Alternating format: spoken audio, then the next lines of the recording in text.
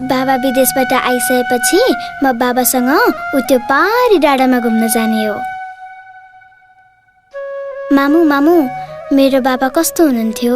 मेरो बाबा एकदमै राम्रो हुनुहुन्थ्यो, चञ्चले स्वभाव। भाग्य मेरो यस्तै रहेछ, कसलाई लाउनु दोष? मलाई जस्तै भए पनि तिमीलाई राम्रो होस्।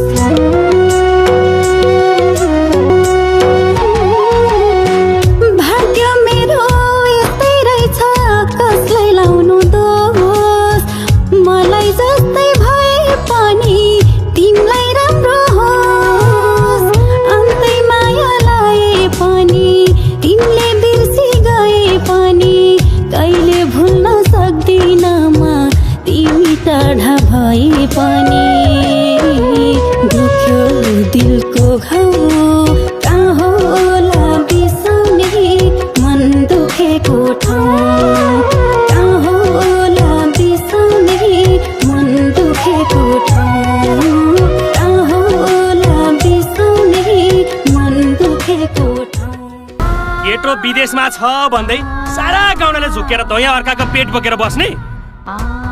यस्ता चरित्रहीन आइमाईलाई यस गाउँमा राखो भने यो गाउँले पुरै डुङटी गनाउँछ। यसलाई जुत्ताको माला लाएर 9 डाँडा कटाउनु पर्छ। एक केटा जुत्ताको माला ल्याऊ।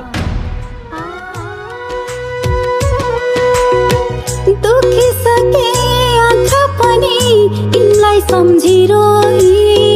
नारौ नारौ म छु भन्ने छैनन् मेरो कोही।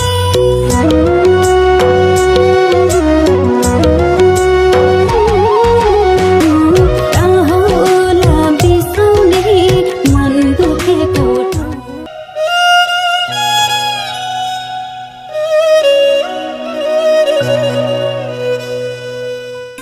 आजबाट यो कम्पनीको मालिक म नभएर मेरो श्रीमान राम भएको घोषणा गर्दछु।